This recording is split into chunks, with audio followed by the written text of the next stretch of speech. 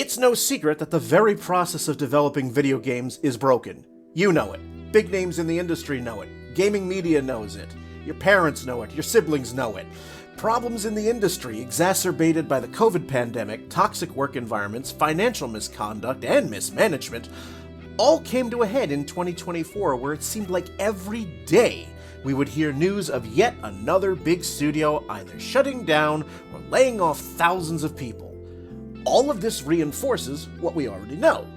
Something's broken, and we need to fix this. But how?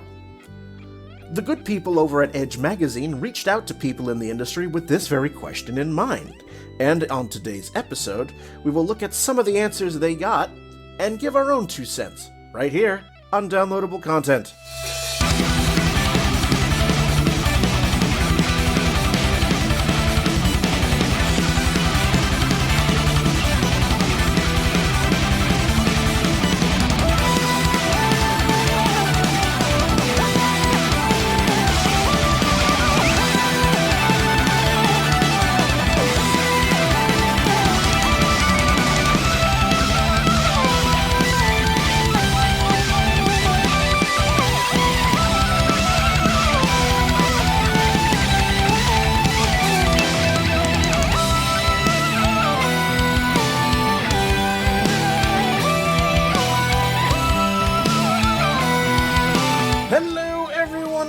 Welcome to Downloadable Content, the DLC podcast. I am Brian, and with me we have Veronica. Hello. And only Veronica. It's the Brian and Veronica show today. Just the two of us. Yay! Yay! Nice, intimate, cozy, quiet. I was clapping my hands, but it wasn't actually coming up.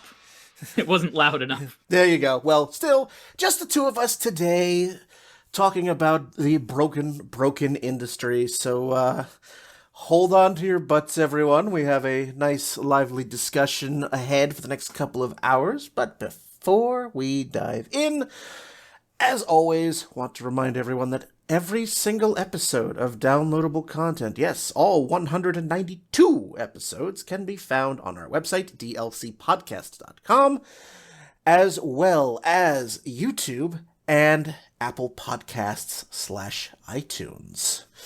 All those ways to get downloadable content into your ears.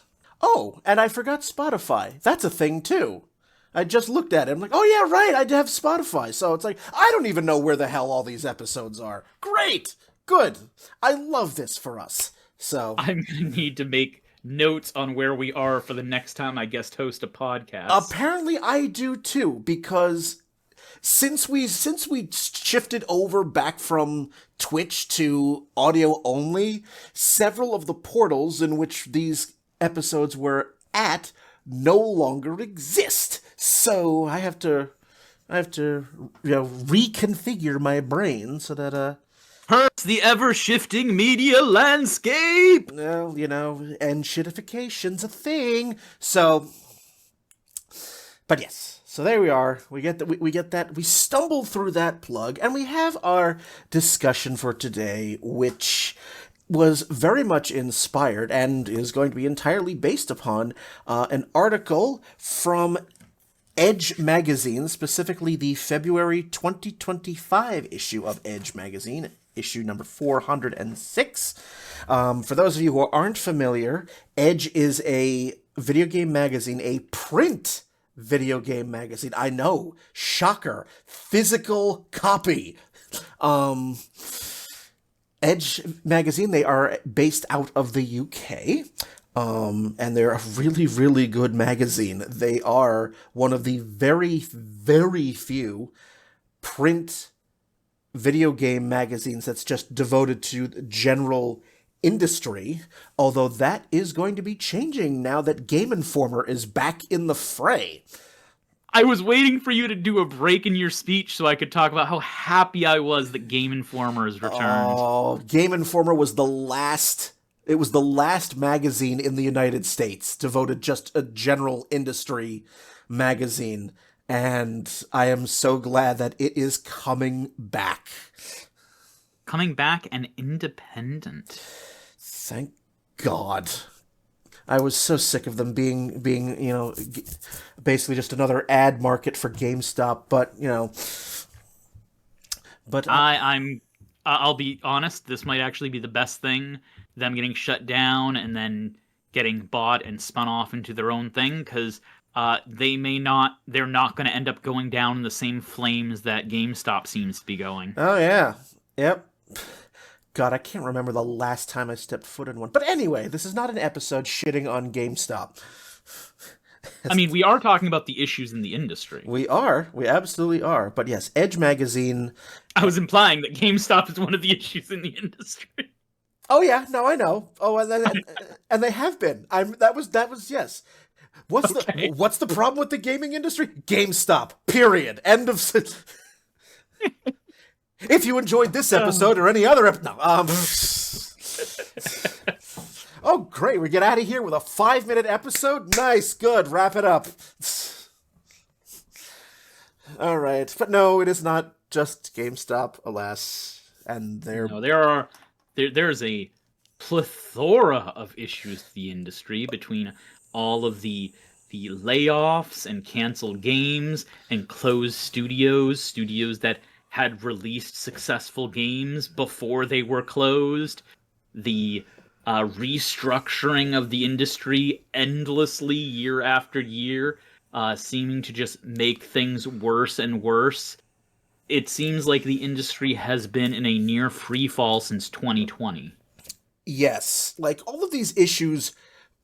And that's the thing, just to start this off here, like all of these issues that I mentioned in the intro, as if we just did, the COVID, I mean, the toxic work environments, like financial misconduct, mismanagement, like all of this was, commonplace in the industry, unfortunately. COVID brought all of that to a head. Before this point, all of these issues happened, but there was still enough of a cushion for them to not be tanking the industry as a whole. Individual companies would have issues, but for the most part, the companies were still successful enough that they could ignore the problems. And then 2020 and COVID happened, and everything got pushed back, and companies no longer had as solid bets as they did. Their big franchises were fewer and farther between in releases, and even the ones that did come out were largely not as successful as they had been before. There were exceptions. The industry was being successful enough, and most gamers weren't really affected, so to speak. The industry was still successful enough where all of these things could still be by and large buried. I mean, we've mentioned on episodes ad nauseum about some of the crunch, being a huge thing. We've mentioned harassment of people in the industry. That wasn't new, but again, COVID sort of brought all of these things right to the forefront. And when the revenue streams dry up and the ideas stop flowing, all the things that were sort of buried behind the wall of successful games, it came to a screeching halt. And so to that end, Edge Magazine reached out to a bunch of their own contacts in the video game industry and asked them the simple question: how can the industry be fixed? Just before we continue, just because the rest of my thought did complete, the industry did grow during COVID, but primarily from a few super big games. A lot of people were playing games during COVID, but with the releases being spread out more, it meant that every release mattered more and caused a lot more issues when things didn't perform as well. Yes. That's where I was going. There you go. So they asked the question, how do we fix the industry? And there were 24 responses. that Edge printed for the February 2025 issue. So we're not going to go through all 24 of these replies, but we're definitely going... You mean we're not just going to monologue them? No, we're not. We are absolutely not. So, although that could be fun to do, do a dramatic reading, But Shakespearean. That would be fun. Let's get get some Ren Fair actors in here, and just assign each paragraph to a different Shakespeare character. So yes, why not? So we had to do that. We had to do that in English class. We'd all be reading a section of something. Anyway, so I am going to begin with one of the replies here. I'm going to read the response in full, and then you and I can yak about it. So one of the first ones that I read and was emphatically nodding as I read it.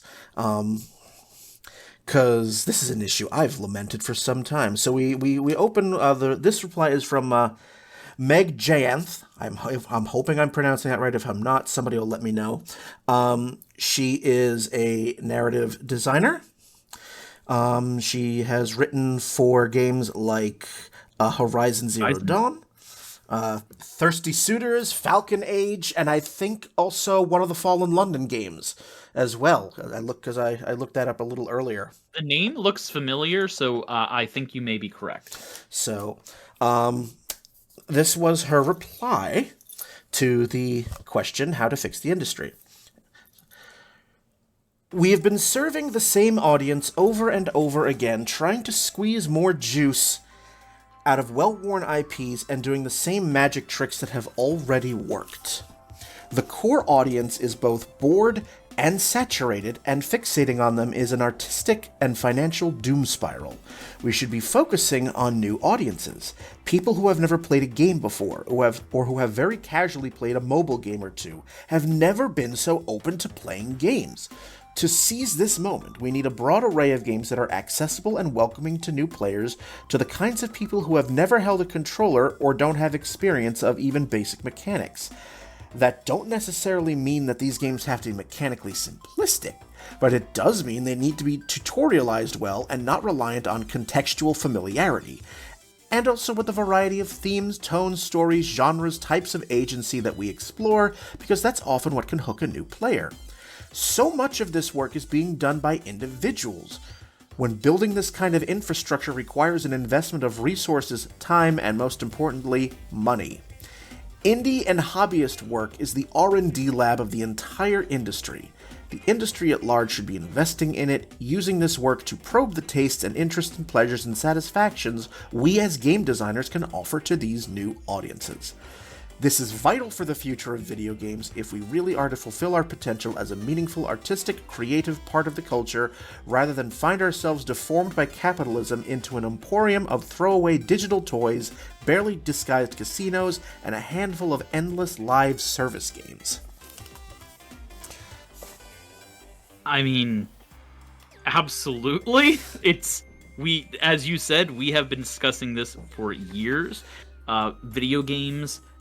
The video game industry, as every industry in capitalism does, is trying to seek endless growth, and the only way to do so is by bringing in new players. And it feels like the game industry, especially right now, is too focused on safety, which safety is primarily banking on traditional players and their tastes, and not as much bringing in new audiences, which that is a self-cannibalizing thing, because if you have a market that never brings in new people, but every market degrades, that means you're going to end up with less over time, not more, even if nothing else changes. And considering never taking chances generally means less quality overall, even if everything else is the same, just in that giving the same experiences over and over again often isn't to everybody's taste, That is not universally true. Mario games don't traditionally change that much, but they are consistently of a high enough quality that most people are perfectly fine with that. But there are a lot of complaints in the AAA industry of sequels just being more of the same and not being interesting and being boring because they don't take chances. This has been something that I have been raging about since the early days of DLC. Like, I very much feel that basically since the Great Recession that we lived through, the industry as a whole has been very, very scared of taking chances, and because of that, it's become so detrimental to the industry as a whole. I so very rarely play AAA games, and that's been true for the last decade and a half, because from my own perspective, my own personal experience, we just keep shoveling out like sequel after sequel after sequel. The industry takes very little risk, and the ones that do tend to be, for me, the more memorable experiences. Like, I have most of my gameplay has been indie because they are still finding ways to innovate, even using older ways of game creation. You know, you can still do so much with pixel graphics and chiptune. I personally, like, I'm coming from a little different place than you. I probably do 50-50 between AAA and indie games, and I highly value iteration and polish over completely original ideas. Not that I don't value originality, but my favorite version of a game is usually the more recent one, because it's had more time to take those ideas and polish them and work the kinks out. So I'm a little bit in the middle here. I definitely think, from an industry standpoint, they need to take more risks and that they are being overly safe. But I also think if they overcorrected so very far the other direction, I would probably be disappointed because I would lose several games that I enjoy. To give an example, I drastically prefer Forbidden West over the original Horizon. Forbidden West is not a big shift from the original Horizon, but I appreciate the additional polish on the game and their mechanics and ironing out details. Do you understand what I'm saying? Yep. And I can definitely see where you're coming from there. That is something that I have said. Like, if you're going to have additional entries in a franchise, you know, make it worthwhile. Make it worthwhile. Keep some elements of the familiar. Keep what made the game attractive in the first place, while adding a few new things. Like. But there's a lot of franchises that don't do this. For example, like the one that pops to my head first. Call of Duty.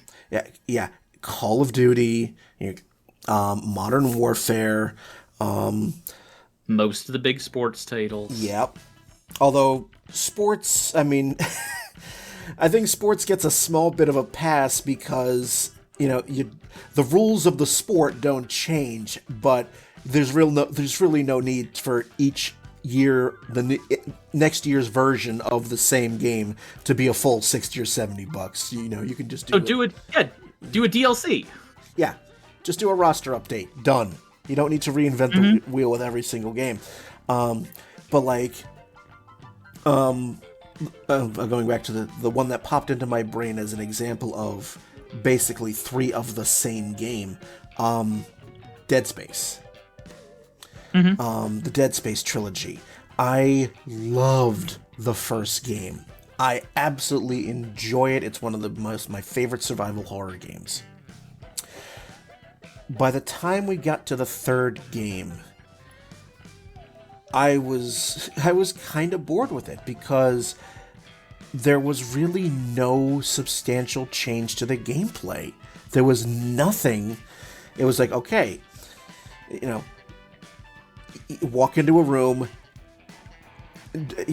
kill a bunch of necromorphs, move on to the next room, repeat ad nauseum for the entire game. And so by the time we get to the third game, you start reading reviews about the second and third game. It's like, okay, boring. And I feel like this happens a lot because it's safe. I mean, that's the thing. An industry is only as the industry is only risk taking if it has to be, and that is true in most industries. They are going to be as safe as they can be while still making money. And I think we're reaching that tipping point where they can no longer be as safe as they are and still make their money. But I mean, I think we would be doing a disservice to be talking about this kind of stuff and not recognize that this is also an issue in our wider society as well. Yes. In that this is going on with Hollywood. Like, they're having the same issue of too many sequels, not enough originality, not giving the time and money to riskier projects. And the riskier projects they do give money to are quickly shut down and canceled. Yes, for tax breaks. Thank you, WB.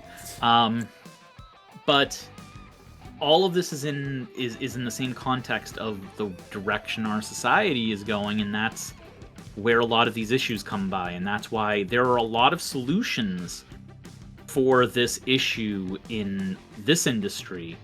But we can't ignore the fact that a lot of what led us to this point is independent of this industry itself, and is more just the general direction that things are going in as a society. Make line go up. I mean, it's always been make line go up. It's just become worse.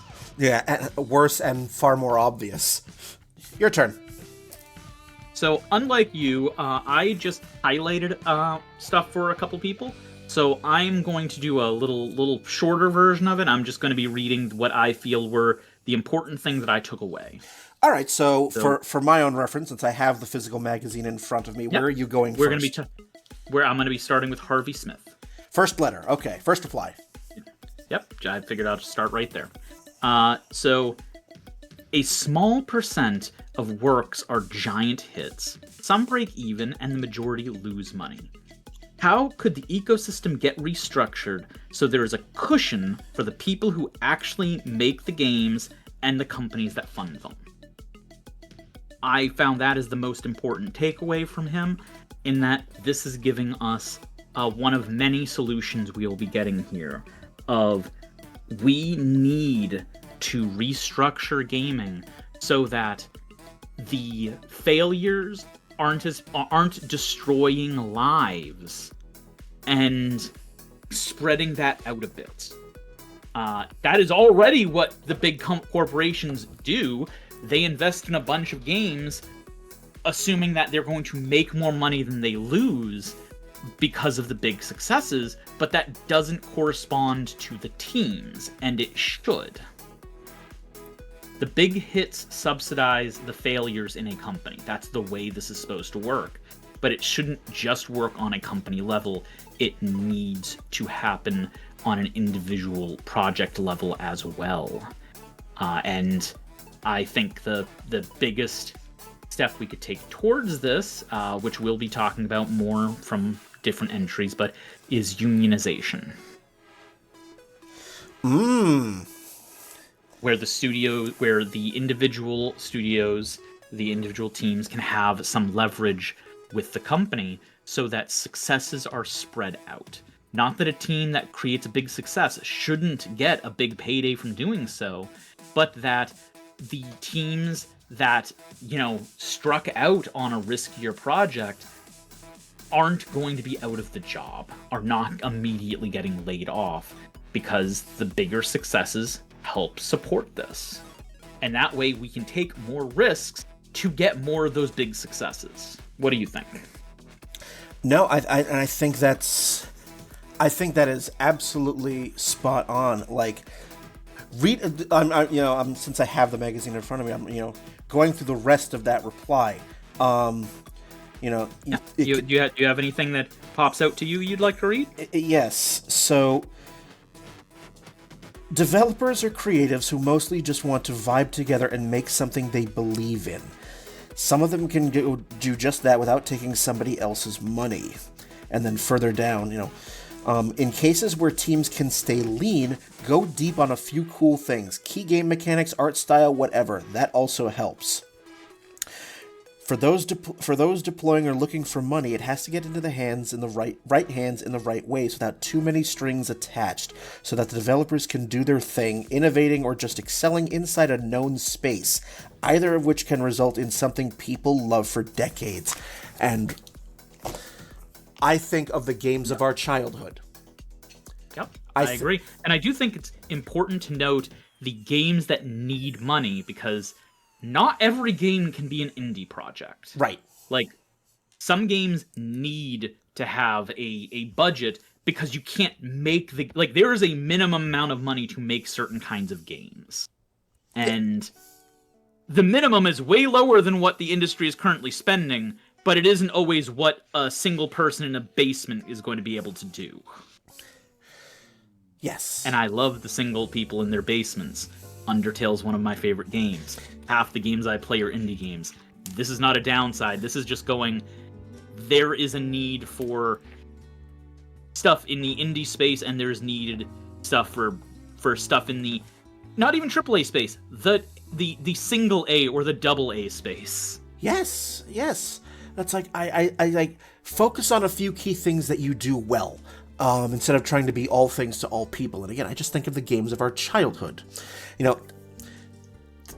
Take away for a second, like, the technical limitations of the consoles that we grew up on. But, like, take a look at the Sonic games on Genesis. What were the things about those games that stood out to you as positives? I mean, yes, go ahead, sorry. Like, for me, it's like, okay, what was the common thread? Fast platforming, great go ahead, sorry. Great music, and, just bright colored visuals. It was such a product of the 90s. A pleasant art style. Yes. Stylized in a way that gives it an identity. A very recognizable soundtrack that really catches in your brain, and yes, of course, like, I'm not going to necessarily say platform. That was definitely the most common genre, but looking even more broadly just at the games as a whole, games that are simple to pick up and play, but often have complexity to master. Yep. As evidenced by the fact that it took me a decade to get past Chemical Plant Zone, but in Sonic 2. But just like, we just hit the nail on the head. Those games had an identity. It wasn't, or at least it did not feel to most gamers. It did not feel cookie cutter. There was love there. If you took a popular, a well-represented game from the 80s or 90s, and you put it in front, and you just took a random scene and put it in front of someone, they would know what it is. Even if you can't see the main character, even if you Photoshop out Sonic or Mario or whoever the character is, people are going to look at that and go, oh, I know that. Yep. And there are a lot of games where, and this is not dissing on first-person shooter games in general, because there are very much quality ones, and even some of these are quality. But there's a lot of ones where if you took a random screenshot out and you dropped it in front of someone, they would not be able to name exactly what game it came from. Maybe based on the HUD, but not based off the game world, or the style. Because they often look a lot alike. Let's be honest. Yeah, like, if it... Pick a couple of things that make your studio uniquely you. But you want to know a first-person shooter game where you will take that picture and they will know exactly what it was? Goddamn BioShock. You know BioShock because it has its own style. It has its own vision, and you see that and you know that. Yep. It isn't just an indie thing. It's not just a different genre thing. Every genre can have a vision and a style that makes it its own. Sorry, I kind of went off on a tangent. No, I mean that second half of the reply there. All creatives want to do is to vibe with other creatives. Let them do their thing. Don't make extra demands. Don't make conditions on your creation. I'm looking right at you, BioWare and EA, specifically EA. So yeah. So do you want to jump in on the next one? Jump in on the next one. I had it marked, and then I closed the magazine so that I could gesticulate. This one gave me a chuckle, based on. So we've talked about creation and letting gamers vibe, and expanding the audience. This one is definitely in response to the financial BS. So this one comes from Ollie Clark Smith, who is the game director and co-founder of Kaizen Gameworks. So that's the magazine is Until Dawn, Paradise Killer, and Promise Mascot Agency. So again, here's a question.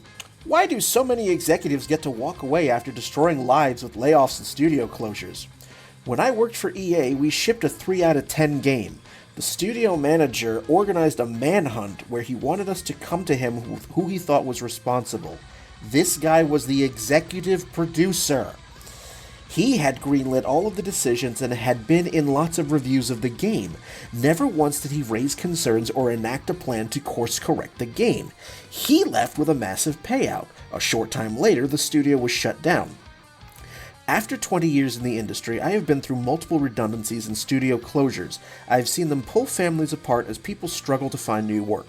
Untold misery is wrought on the lives of the people that gave too much of themselves to jobs that they don't pay as well as they should do. So my suggestion for how we improve the industry: every time layoffs happen, a corresponding number of executives must also lose their jobs. Obviously, the top execs will throw lower-level execs under the bus, so the top dogs must lose all of their bonuses, stock options, and half their salary. This needs to become legally mandated across all industries. These people need to feel the consequences of their actions. The execs that greenlit Concord still have their jobs. The heads of Embracer still have their jobs. The people that said Redfall was ready for release and that Tango should be shut down still have jobs. They should not. They need to face the consequences for their incompetence, short-sightedness, and cruelty. Well, that was that wasn't pulling any punches there. No. That is making sure that the pain is felt by the people who are the biggest cause of it. The studio executives often, I'm not going to say often, the studio executives pretty much universally get to make their decisions without much regard for anything else. Yes, they can, in theory, lose their jobs, but most of them will still have their golden umbrellas of all of the finances they will get when they are released. And in most cases, they aren't released. In most cases, people lower than them are the ones who take the fall. And because of that, it causes a lot of issues in the industry. Guess another reason why people want to play everything safe. Because they can't take a risk without risking their entire futures. Meanwhile, the people above them don't risk almost anything by their success or failures. You need to have a stake in what is going on for you to actually care, and not just a financial stake through your stock ownership. When you can make decisions that affect the livelihoods of hundreds of people, and you are not at any risk, that way lies madness. That way lies the current state of our corporate system. There was a combined total layoff of 25,100 jobs, approximately, between 2020 total for 2023 and 2024. 25,000 people lost their jobs to piss poor management. Yep. And don't get me wrong, I'm not saying everything lies at the head of management, but when it comes down to where the buck stops with, it stops with management. And it can be somebody lowers responsibility. Like, there's blame to go around, but when all of the blame goes at the lower levels who are being fired and laid off, and the upper levels seem to escape responsibility over and over again, time after time, it doesn't feel like those scales are balanced well. No, it really, really doesn't. And when that happens, I mean, again, this is not a problem that is confined to just the video game industry, but when you have a company, when you have Embracer, they canceled 29 separate titles. Microsoft canceled a game called Odyssey, which was something that Blizzard had been working on for over 6 years. For those developers, that's 6 years of work gone on just like that. Yeah, absolutely. It's how many projects. I mean, sometimes a project does end up needing to be canceled, where it's not going anywhere, it's not going to be coming out. But more often than not, I feel like projects don't get the support they need, and that's where the failure happens. Because the question is, let's say a project goes on for that long. Where was the failure that caused it? Where was the, okay, this isn't going anywhere, we should have cut it off long ago? Or where is the reason for this failure was a lack of direction, a lack of the right people, the right skills, the right people in the right jobs? Like, where is that failure, and identifying that before it becomes a cluster, before it becomes a notorious game that is lost in developmental hell. Would you like me to move on to the next one? Yeah. So once again, I'm just going to be reading a little excerpt. Yep. This is from Sam Barlow, game director at Half Mermaid, did her story Telling Lies and Immortality. I'm not familiar with Immortality, but that's a decent little chunk of games. I have the letter. I have the reply in front of me, and when I read this the first time, I thought of you immediately. So once again, I'm only going to be reading little snippets. We've got to get out of this messed up hardware cycle. We need to figure out an ubiquitous, cheap, universal gaming platform and make these things more readily available. That already in phones, right? But now, mobile gaming has raced to the bottom, essentially leading the charge for all of the games as service stuff we're seeing destroy the AAA market. So if I could fix any one thing, it would be to walk back the free-to-play games as service economy. Maybe some harsh legislation will help as they slowly crack down on the sort of gambling in plain sight that is a lot of mobile gaming. I think mobile gaming is probably the purest concentration and culmination of all of the issues of tech platforms disrupting entertainment, of their monetization strategies. So maybe if we go back to the heart of that and slay that beast, we can cure the rest of the industry. Yeah, I play mobile games. I enjoy mobile games. I cannot deny the fact that almost every single issue in the current AAA industry was predated in the mobile market. It is the canary in the coal mine for the gaming industry. I do not play most. I do not do a whole lot of mobile gaming myself, but I've definitely done enough where, yeah, I ultimately stopped playing games. And I eventually stopped playing mobile games when it just became like all of the extra stuff that gets loaded into games, like the ads and all of the monetization options that you get spammed with, that wind up like breaking the game itself.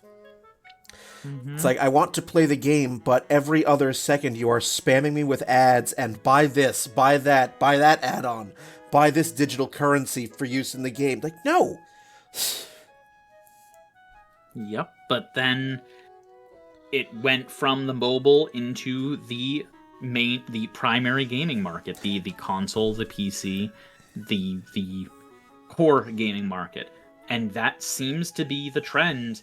It starts in mobile. That is the place where all of these monetization strategies, this is where they were born. This is where they are experimented with. Where the prices are low, the costs are low, even for the most expensive mobile games. They are still orders of magnitude lower than the expensive AAA games. And they can test those strategies out, fine-tune them, before they move them into other places. We would not have the monetization strategies of Fortnite if we didn't have mobile gaming first. Yeah, that's a big one. And it's one we can't pussyfoot around, because here's the thing. We can just talk about the failures, but it is just as important to look at the games that are doing well but are still abusing the system. Yeah, you mentioned that mobile gaming, is the canary in the coal mine here, that it is brought to, like, think of all of our now major live service games. So I'm thinking Rocket League. I'm thinking Fall Guys. I don't know if you've played any of these. I've played Fall Guys. I have not played Rocket League, but I'm familiar with it. Yeah, car soccer. First of all, I played Fall Guys regularly, but also Fall Guys had a crossover with Final Fantasy XIV. Yes, I remember that. I played it in there too. Like the advent of like these live services, like the season passes, the loot crates. Ugh. I don't know if I agree that gutting this out of the mobile industry, first of all, I don't know if it's possible. But two, I don't know if it did that it would actually fix anything in the wider gaming market. I think we have taught a generation of gamers, I mean, not just the new generation, taught our generation. How many people don't feel like you should have to spend money for a mobile game to play it at all?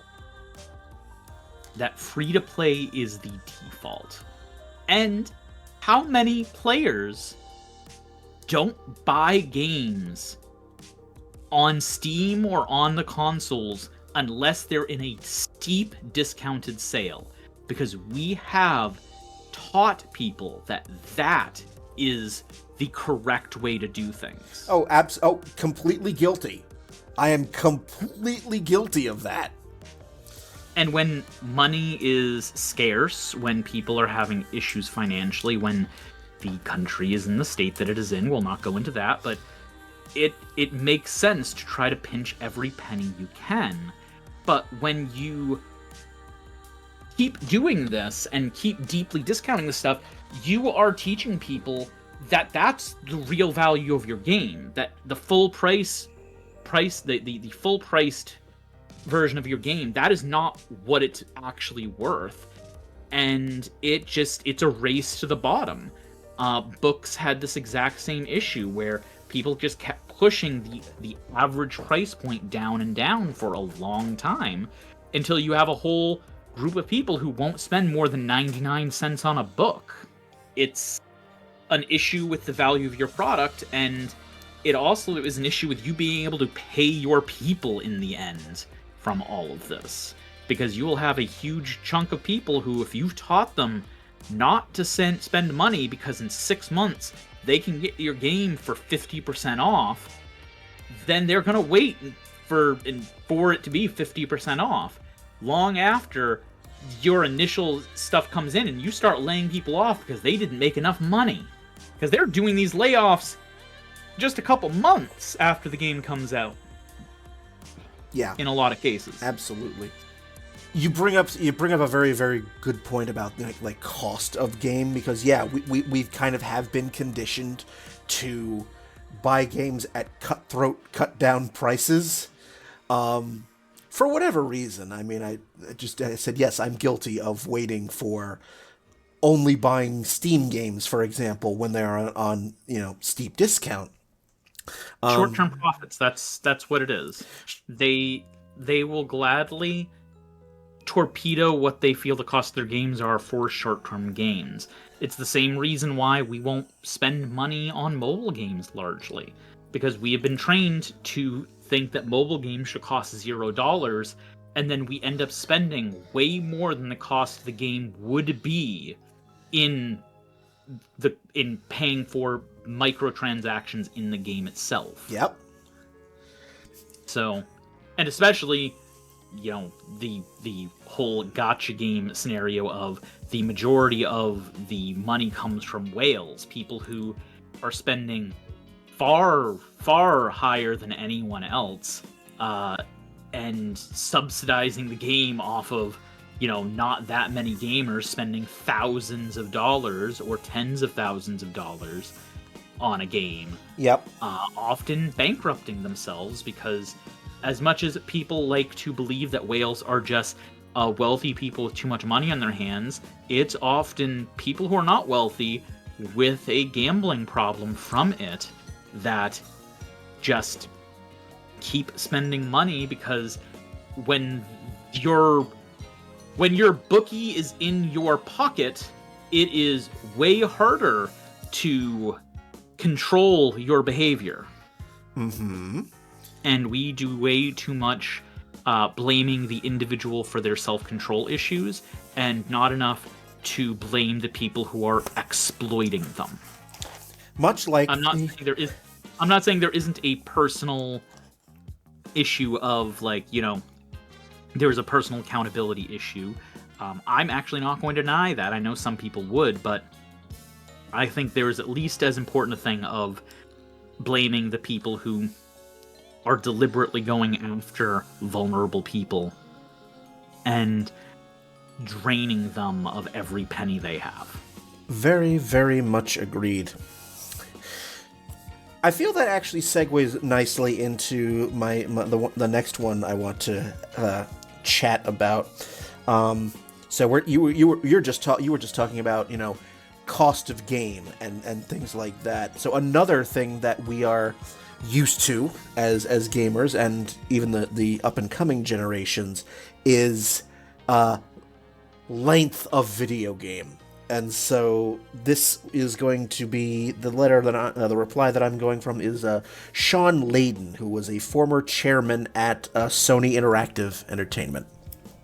This time I will not read the entire thing, but you're taking after me. Yes, looking at the content space where I spent the last many, many years of my life, do we continue to build cathedrals?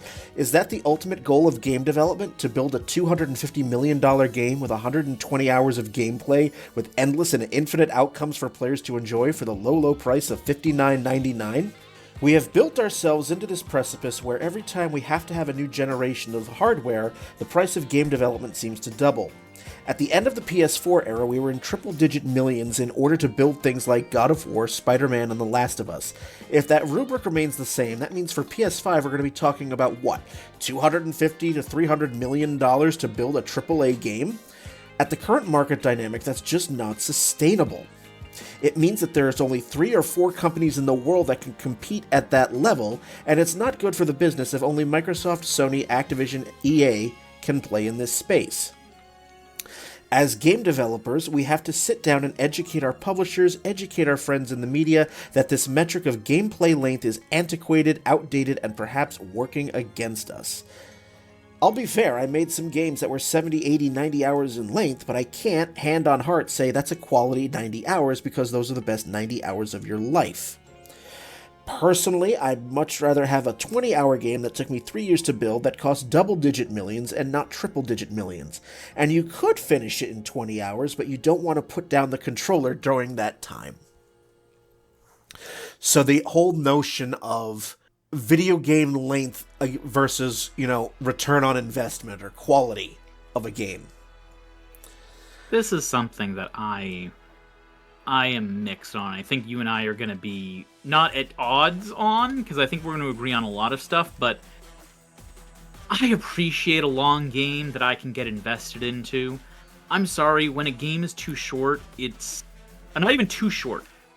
When you have a game with a big, engaging world, I often want to lose myself in it, and I can't do that in 10 hours. Not every game needs to be 100 hours, 100 plus hours.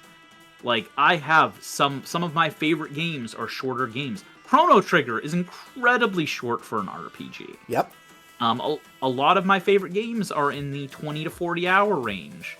But I love a lot of games that are also in the 100 hour range. Like, I think they are very different.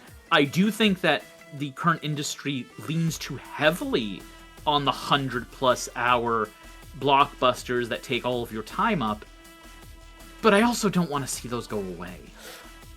I don't see those go away either. I know that for me personally, I also very much enjoy a really, really long and immersive game that I could just get lost into for days and weeks at a time. Like, As one we brought up earlier, Horizon. Horizon is an excellent example of that. Skyrim was a great example of that for me. We take a look at some of the more recent big games. Elden Ring, Baldur's Gate 3. And there is a time and a place for those games. Absolutely. But also, like, from my perspective, like, as somebody who works a full-time job, 40 hours a week with, and I have, a social life and all of that, I also do very much appreciate shorter games. I also think it's very different markets. I have a Yes. friend who, he plays 3 video games. He plays Fallout New Vegas, Fallout 76, Destiny 2, I think he has one other game. But basically, he's playing games that he's going to be able to play for the rest of his life. Yep. You're going to be able to add a game to that occasionally for this kind of gamer. But you're not going to be getting this person with a 10 or 20 hour experience. That's not what they're looking for. And I think it's more identifying your markets and making sure you have games for a variety of different markets. Getting games in front of the crowd who has a limited number of hours to play. Getting people in front of the crowd that have a moderate amount where they like some longer games and some shorter games. And this includes genres. Especially when you're talking about bigger companies, not just specializing on a single genre of game that's all your company is known for. You want to know what one of the, like, not that I'm a super big fan of capitalism and financial works, but if you take a look in investment, what's the number one thing they always tell you? To diversify your investments, so when one place starts to crater, your company's not failing. And I feel like that is a lesson video games can take, because I don't feel like a lot of companies are diversifying the portfolio of the kinds of games and the gamers that the groups of gamers that they are targeting for those games. It's getting to that you can't put all of your eggs in one basket sort of thing. You know, in that early part of his reply, of Sean's reply, like, remember when we used to get 3 major Final Fantasy games per generation? Yeah. Yeah, I do. Do you remember when a Final Fantasy game only took 2 years to make? Yep. And so the question there becomes, does for Square Enix, do they really need to spend so many years and so many hundreds of millions of dollars, tens of millions or hundreds of $1,000,000 for each Final Fantasy? I mean, argue at this point, since 7, but ever since, Final Fantasy has been based on spectacle as much as anything else.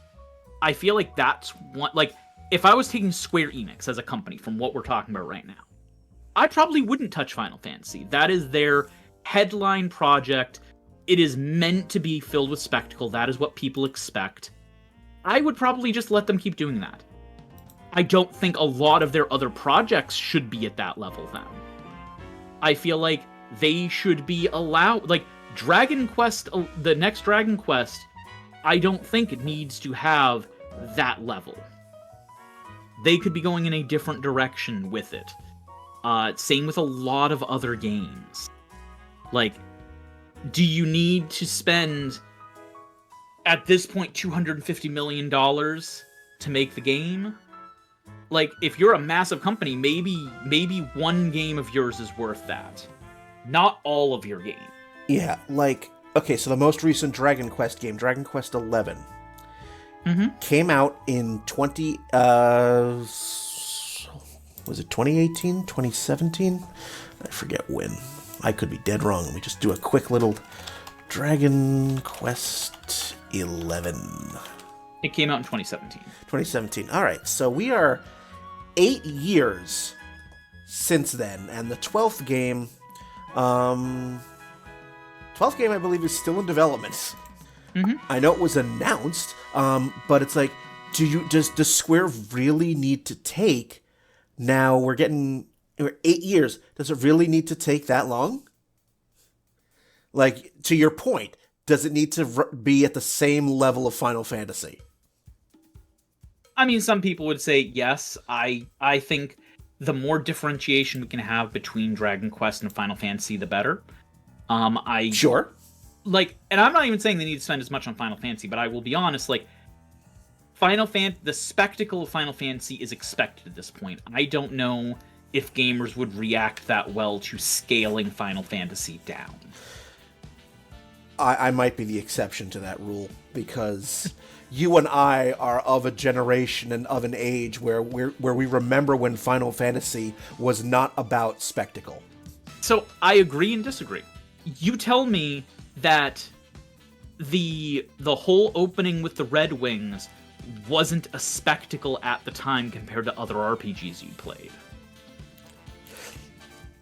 I see your point. Yep, I or Final Fantasy VI, when they literally did, when you're marching in with Biggs and Wedge in the mechs, and they literally do a whole opening cinematic in game like it's a movie. Like, cinematic meant something different back then during the pixel generation, but I would argue they have been trying to be cinematic since at least 4, and I could make arguments for before then. Yeah, I can certainly see where you're coming from with that argument, but to that, I would say that wasn't the only focus. No, it wasn't. That wasn't the only focus, whereas I personally, and again, this is entirely an opinion, I feel like with each successive generation, the focus has been more and more on spectacle at the expense of everything else.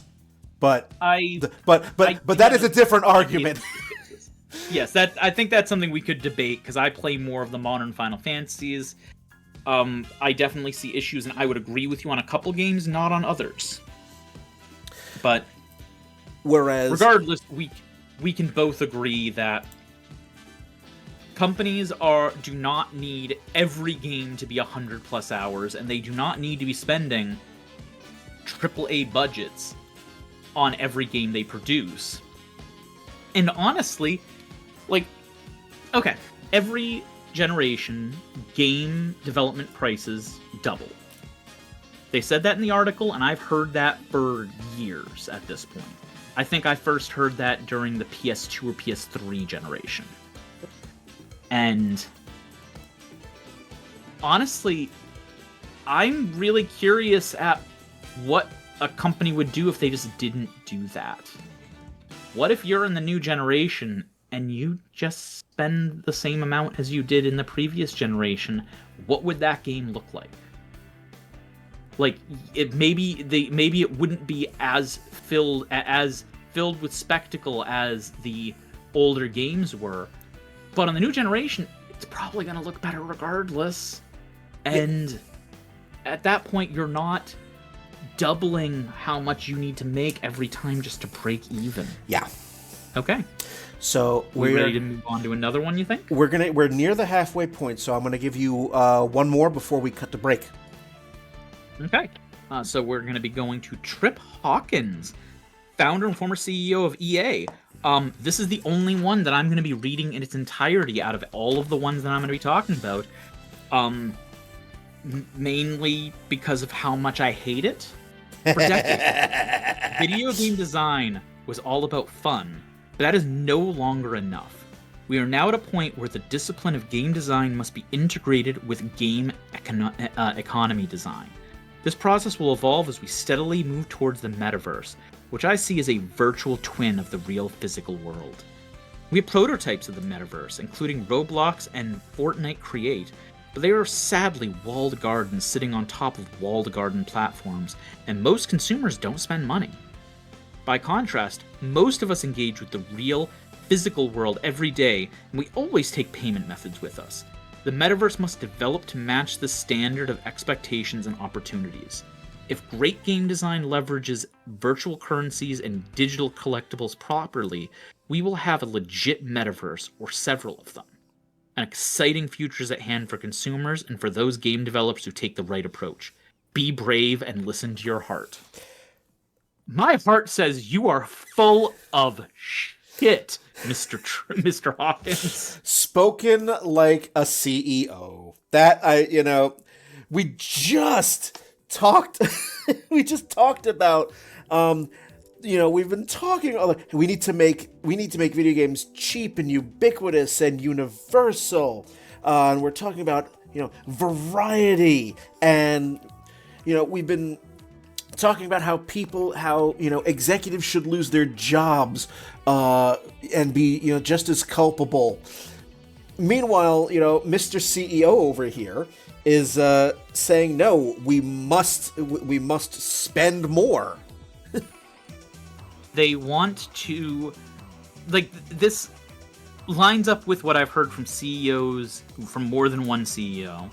Most famously, Mark Zuckerberg, with his obsession with his metaverse, but just the metaverse in general, the concept of a digital location that people can exist and that can extort money from them the way they see it as happening in the real world. And this, Trip Hawkins breaks it down more so than I think I've ever seen Zuckerberg do, or any other CEO, down to the point of it is that when we go out in the real world, we have to have our wallets with us. We have to spend money. We have to spend money on food. If we're going out and we're trying to do entertainment, we have to spend money on that entertainment, whether we're going to a restaurant, we're going to a movie, we're going to something else, because we don't have many spaces. We don't have third spaces in this country where we can go and just exist and meet people without having to spend money. And they want to make a digital version of this where they can get that money that you would be spending in the real world.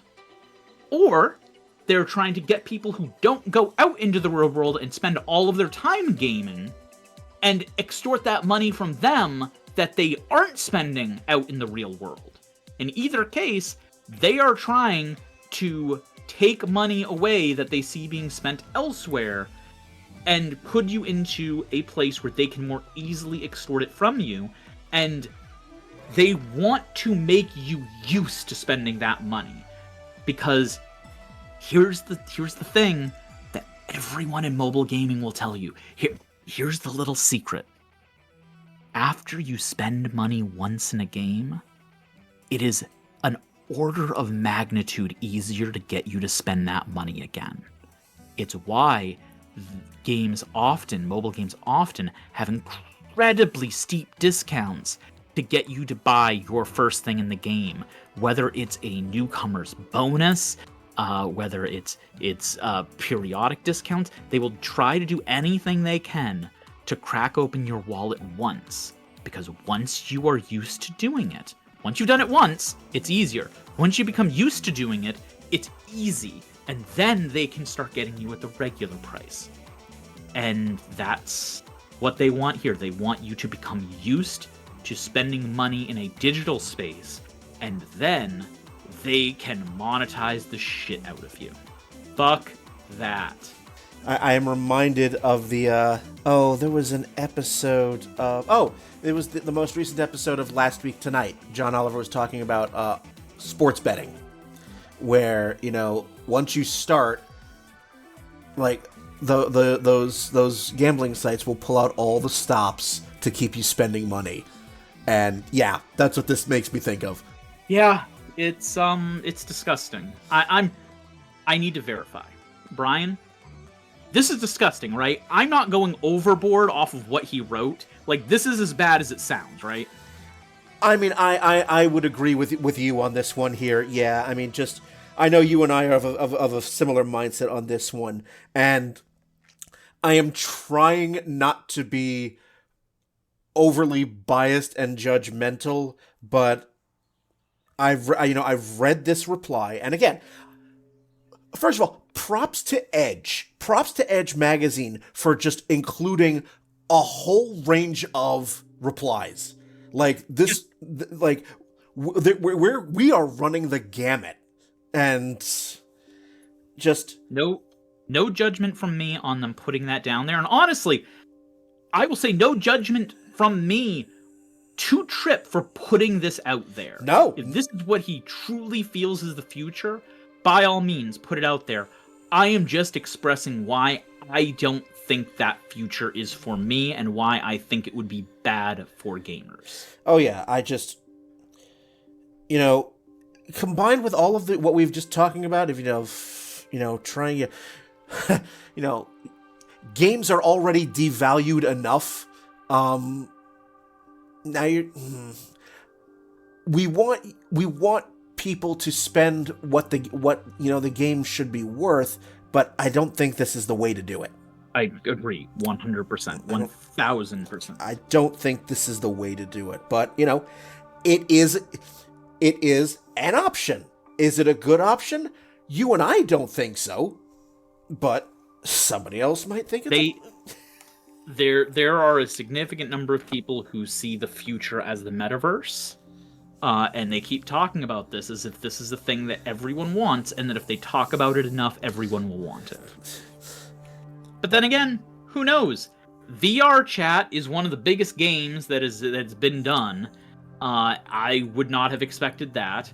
And with the rise of Fortnite and Roblox being their own sections, as he mentioned, like, what's the real difference between that combined with VR chat? But I prefer actual physical connection. But that's just me. I know, but there's a portion of people who are less into. I mean, me. I'm an introvert by nature. Yep. But I feel like I feel like something like the metaverse, something like what they're talking about, is absolutely possible. But it would have to do the Steam thing, and that is, it would need to be successful on a huge level, and it would need to not be cutting corners, and it would need to be way more stable and user-friendly than anything we've seen up until now, and I don't see the industry doing that. Roblox has nearly stumbled into its success as it is, and I feel like has often struggled with with its expansion over time. Fortnite a little bit less so, but it's also a little bit less flexible than something like Roblox. But that's where I am. I think we're good for the halfway mark. Yes, we are. And so on our second half, when we will continue going through some more of these replies. You have some good chat going on. So we'll step out for a few minutes. You'll have some music, as is our usual custom. We are talking about how to fix the very, very broken video game industry. The industry really just needs a therapist. But more on that on our second half. You're listening to Downloadable Content. See you on the other side.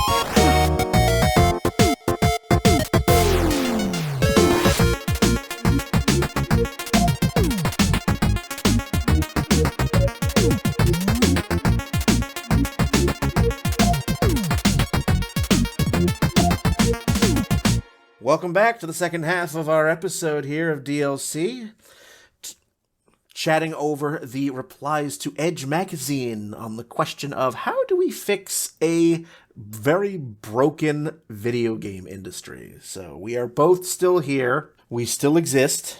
Are you sure? I mean, I need objective measurement of this.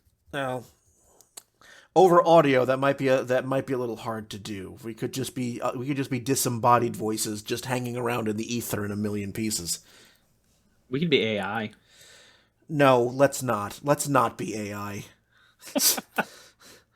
Let's not. I would agree with you.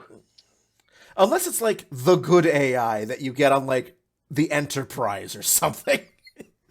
All right, let's go right back into this. So the one I'm going to start the second half with, we go toward the end of the article. We go to Michael Dowse, who is the director of publishing at Larian Studios. We all know Larian.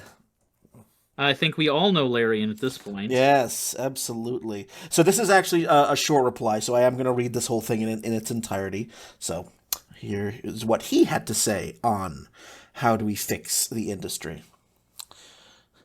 The industry isn't broken, but many of the leading corporations that define the broader audiences think about games are, irreversibly so. How to fix them? I'd say they should start trusting dialogue with players over traditional market data sets. The idea that in 2024 someone has a, quote, reliable sales projection, end quote, has become very funny. The only way to get a grip on anything is to track the conversation. The players will decide. They're right there. The way to fix this mess is by creating dialogue with them rather than isolating yourself from them. I know it's tempting to make this more complicated than it sounds, but I think it comes down to this. In a world where relevance and resonance define all purchase decisions, isolating yourself from conversation is probably the dumbest thing you can do. Get your heads out of your asses and go find it. He certainly doesn't mince words. Absolutely not. I mean, I feel like the ultimate message of all this is a lot of studios in general, but CEOs in particular, are disconnected from the audiences they serve, and that's a big part of where our issues lie. That is true for pretty much any industry. There's always a disconnect, seemingly, from those at the very top to those who are actually engaging with insert product here.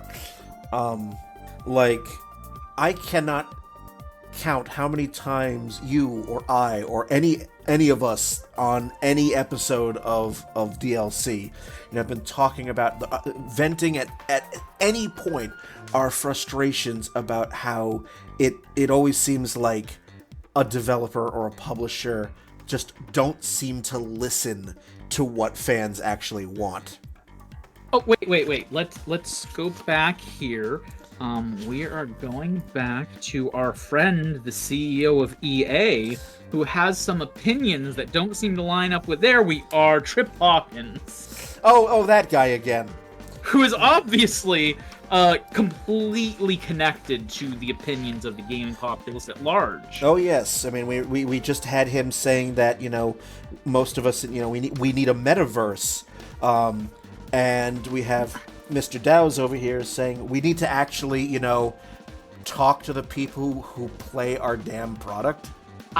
I feel like we couldn't have a more clear delineation here between people who are completely disconnected and are just pushing what would be best financially for them versus people who actually care about the industry they are in. It does seem to be that way. I did not intentionally plan that, but here we are. I was gonna say, it really feels like that was a very pointed choice. I mean, it may have been subconsciously. You know what? Actually, you know what? Fuck it. Yes, that is exactly how I planned it. That is exactly how I drew this up. I was gonna say, take the credit for the random happenstance. Be a true CEO. Yeah, I will absolutely do that. Yes. Thank you. Exactly. Thank you. All me. Thank you very much. I don't actually have a whole lot to add to this because I honestly feel like the statement stands pretty damn well on its own. Yeah, I mean, just true. It is true, but I think there's a right way and a wrong way to gauge player sentiment. For one, like it's kind of gotten to the point where every time I do business with anybody, I can count the seconds until I get an email or a text message asking me to take a customer satisfaction survey. So I feel like, yes, engage with the players, but how do you want to do that? How do you want to do that? Like, you want to know a way I would say? Go. I mean, the entire industry is so focused on microtransactions and DLC. A really easy way would be to put something that is a DLC a lot of players would like and just gate it behind doing a survey on how much they're enjoying their game. Ooh. Give them a reward for doing so in-game. Do it more than once. Base it off of their progression in the game. When they get a third of the way through the game, go, hey, would you like this cosmetic, or would you like this DLC, or would you like this or that, and offer it to them at the at the 1/3 of the way through, and go, hey, if you do a survey for us on what you think of the game thus far, we will give this to you, just for free. Here you go, have it. It would be very easy to do that at certain points in the game, and be able to see how people's opinions throughout the game are, and keep it short. Make it like 2 or 3 questions, you know, rating a thing, not a multi thing, not a multi-page thing that they have to do here. Just get a couple impressions on the stuff and a couple opinions, and do that 2 or 3 times throughout the game, and give them something every time, and make sure it's something worthwhile, something they want. There's a thought. All the game developers in the audience, none of you, take that to heart. All none of you. I know people listen to this. I just don't know what our audience is like demographically. No, neither do I. I don't have that information. Yeah, so that was pretty straightforward there. So let's flip it back to you. Okay. I'm just gonna read this one. I was gonna do it in pieces like I did, but this is kind of important. Where are you going? V. Buckingham, founder of Downpour Ltd, former Niantic lead, game developer, now Play This trustee. A gloomy prediction for the year ahead. More Gamergate-style cultural fights will happen within video games. Some people you have never heard of are going to make up some bullshit and try to spin a whole conspiracy around it. Then some people you wish you'd never heard of are going to start amplifying it. These fights are obviously taking place against a background of fascism rising across the globe. The stakes are pretty high. The reason video games are such a touch point for this stuff is because these reactionaries only thrive by picking fights. Their culture can't exist on its own, but needs an external enemy to function. So they need to find queer and marginalized people and demonize them in order to grow their base of support. Just a reminder to those who didn't listen to the last podcast, I'm a trans woman, and compared to other cultural forms, video games have more queer people, more neurodiverse people, more people from a working class background. This is a good thing. It's one of the reasons I love video games, and it's something I want to fight to protect. It's important to remember that the reactionaries and fascists who start these fights are a minority. Most people disagree with them. So how do their campaigns gain traction? Because of people who try to compromise with them, who offer little shuffling concessions, who try to both sides the issue. Was Gamergate about ethics in video games journalism? Oh, of course not. It was a hate campaign.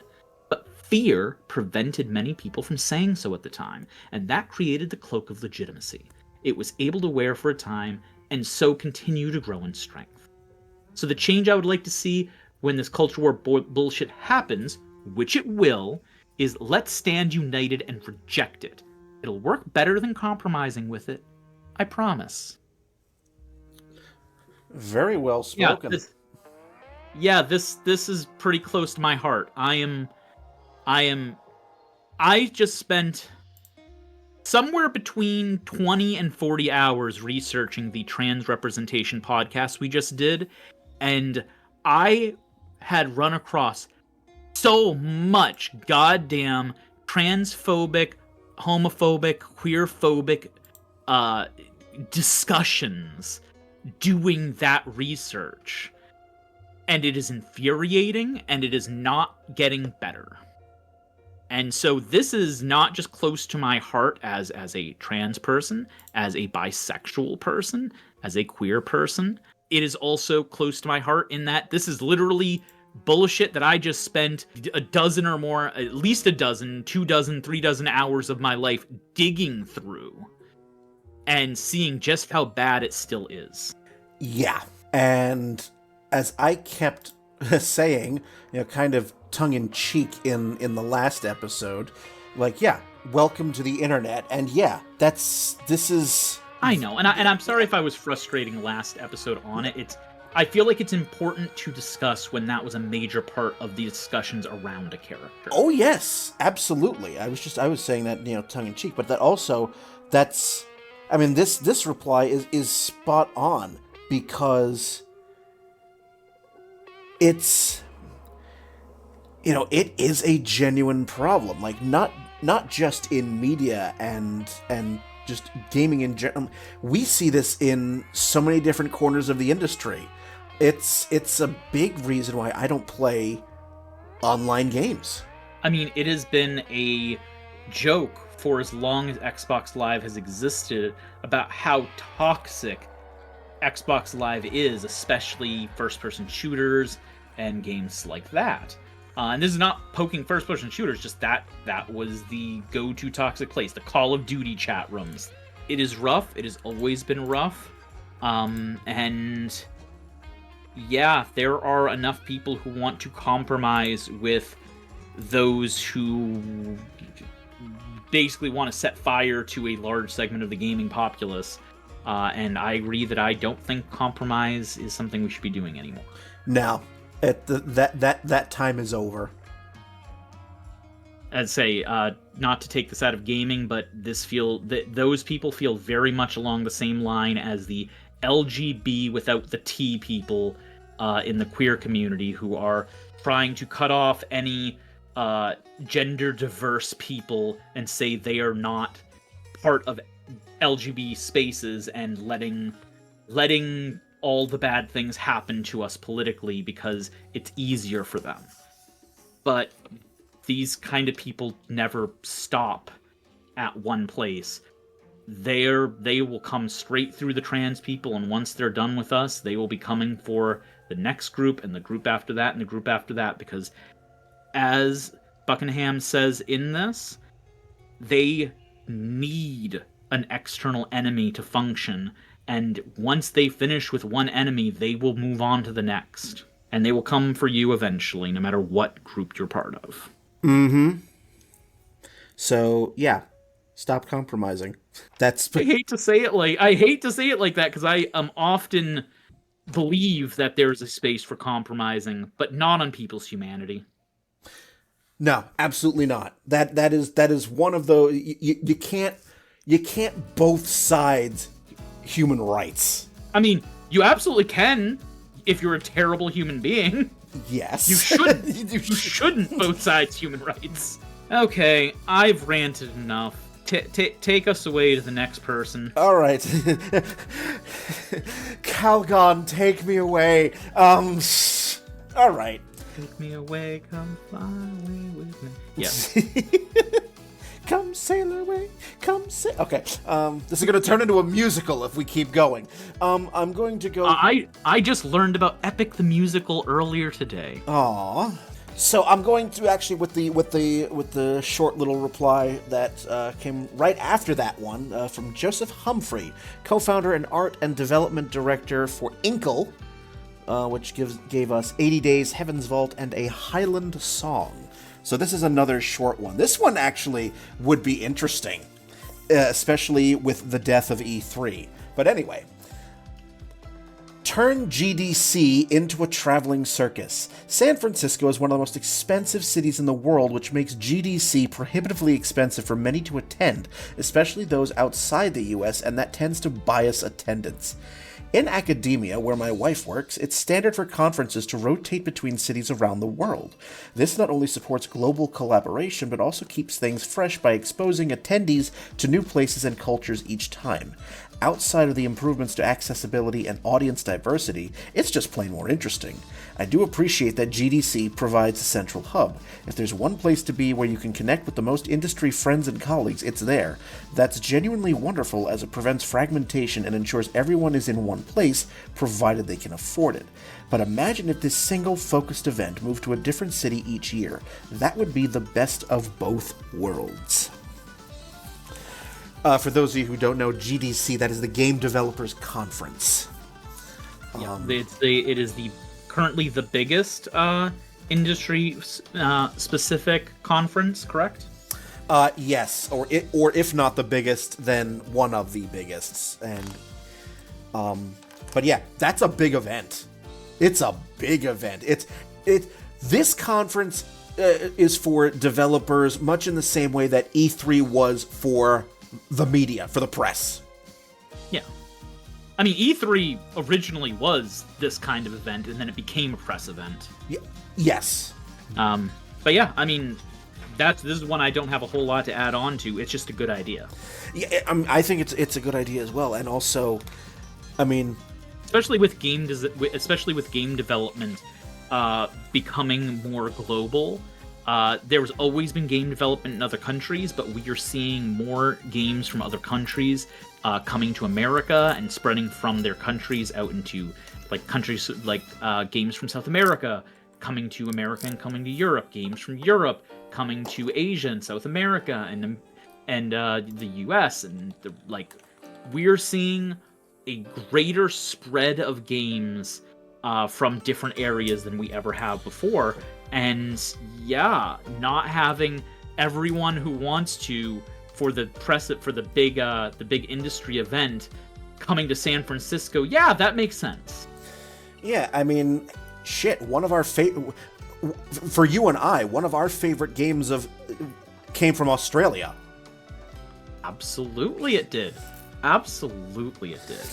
And when I read that reply from Mr. Humphrey for the first time, I thought of all of the games that I have seen at PAX from other countries, like where they PAX goes out of its way to showcase games from other countries, and also now especially when it's even more so where you have collaboration between multiple countries.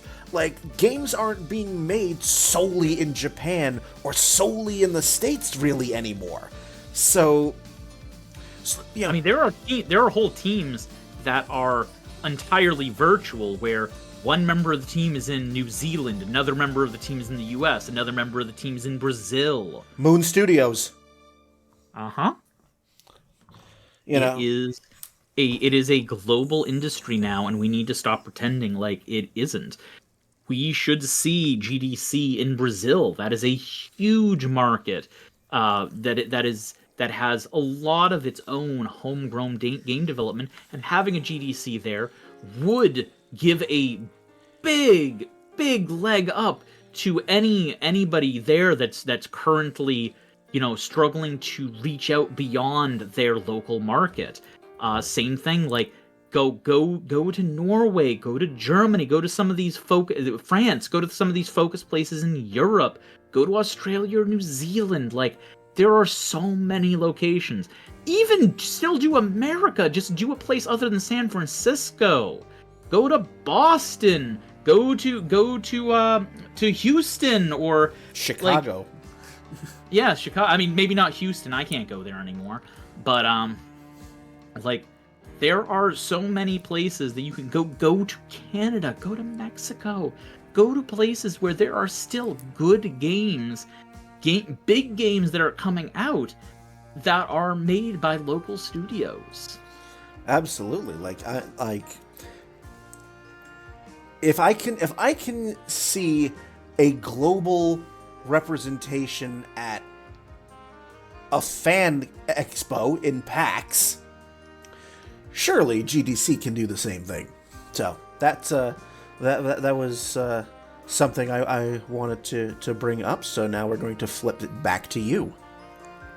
Absolutely. So sorry, I had to get up for a moment to help my rabbits with something. So I'm just going to do this one now. It's kind of where I wanted to end, but Ikumi Nakamura, CEO and creative director of Unseen Inc., worked on Bayonetta, The Evil Within, and Kamori. Small teams, with their tight-knit bonds and clear communication, offer a way forward. They provide a space where ownership thrives, where risks can be taken, and where the joy of creation is rediscovered. It's not about working smaller, it's about working smarter, aligning the scope of projects with the passion and energy of the team behind them. We must also prioritize long-term support for projects, ensuring that years of effort are not wasted, and that players receive finished, polished experiences. When a game is cancelled midway, the impact on developers and their trust in the industry is profound. If a project isn't viable, it should be shut down early by decisive producers. But if it continues, it becomes the responsibility of companies and investors to see it through, ensuring that the game reaches players with the polish and care it deserves. Despite the challenges, I believe we're entering an exciting new era. The rise of independent studios like mine reminds me of the early days of the industry's giants. These small teams are charting their own paths, embracing risks, learning from failures, and growing stronger with each step. This isn't just about surviving the storms of today, it's about building a future worth fighting for. The industry stands at a crossroads. Evolve or stagnate, innovate or fade, survive or perish. The choice is stark, but the opportunity is thrilling. Let's rebuild our foundation with bold ideas, calculated risks, and unshakable resolve. Having that basically sort of, pioneer mindset that was very prevalent in the early days. The most important thing about this, and the thing I highlighted here, is the concept of the loss in trust when a game is canceled partway through, both from the teams that are working there and from the fans that were excited for the games. And you can only when you break that trust enough, they start to lose faith in your company or in the industry as a whole. Which we have seen now, unfortunately, in great quantity over the last few years. Mm-hmm. It's not great. It's not great, Bob. But yeah, that was the main thing I wanted to get out of that, was the loss of trust, how this affects going forward, how this affects your developers. Like, this is the thing I don't think we talk about enough. When you lay off a third of your workforce every year, how do you think the 2/3 that are left feel? Do you think they feel secure in their job? Do you feel like they're going to put their best work in for you?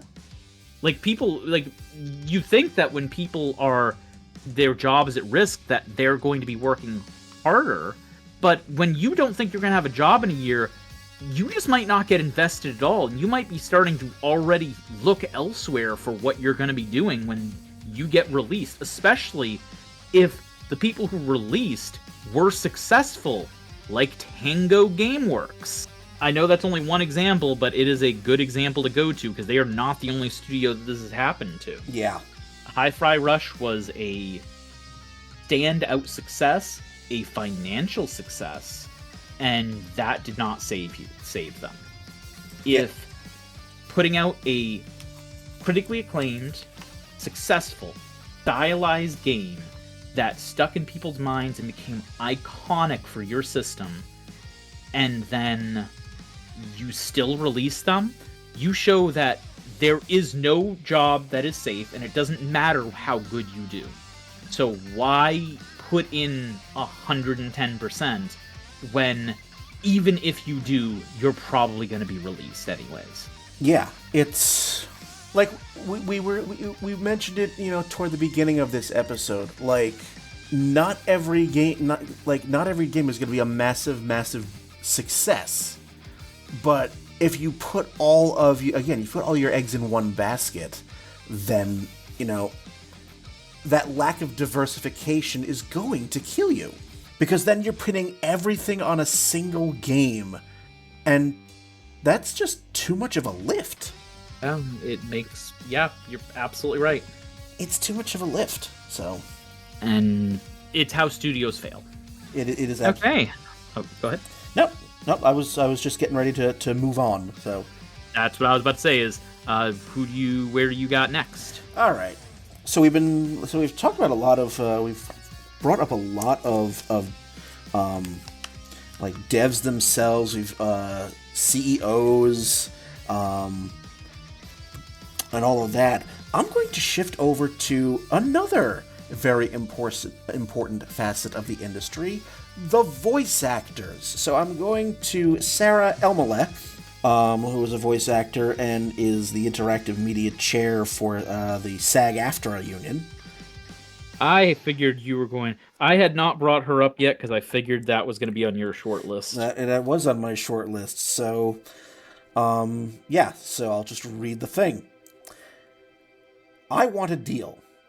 The American Actors Union, SAG-AFTRA, is on strike for video games, and the issue has come down entirely to the question of equitable, fair, and, I think, reasonable AI protections. We're not asking for a prohibition, we're asking for collaboration, we're asking for transparency, consent, and compensation. We're not standing against the use of a new tool to create new experiences, to facilitate creation and to make things efficient, but if you are going to take the work, and the value, and the artistry of human beings and attempt to displace them by copying it using this tool, then we must take the path that preserves their agency and their voice and that regulates the application of that tool. These protections are something that every worker across the world in every industry, and certainly in this one, deserves.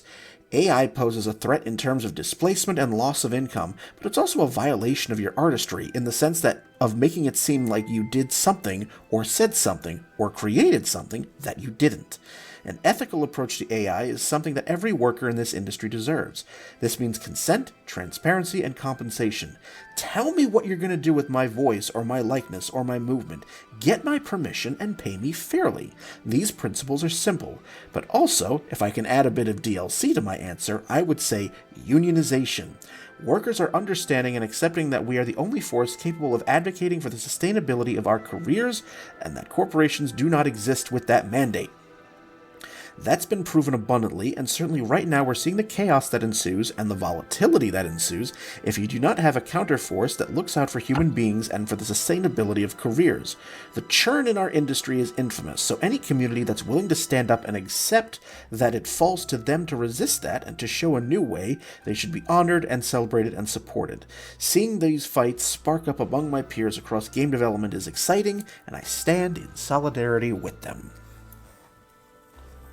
Unionization. Yeah, we talked about it earlier. Yes, and as an artist myself, as a photographer, it is infuriating to see art being gobbled up by these AI databases, these big databases that go trolling the internet and steal, let's just call it what it is, steal artwork so that somebody can generate something in a particular style and say they did something.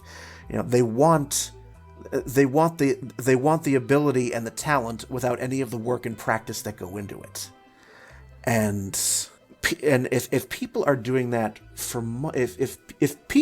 if your work is going to get stolen or if the thing that you create is going to be used in a way that you may not have initially intended to or want to go, be transparent about it. And so the voice actors who provide so much life in our games today really, really deserve that fair compensation. As the writer here, they're not against AI, but they would like to know what AI is going to do. And they want it in writing. That seems like a pretty simple ask. Go off, King. I agree with you. Every word. This is... I have two completely different issues with AI. I have my moral issue of the way it is going to damage humans, and I have the ethical issue of how it is stealing stuff. There's a way around the ethical issue, and that is licensing the artwork from the artists and paying them for their work.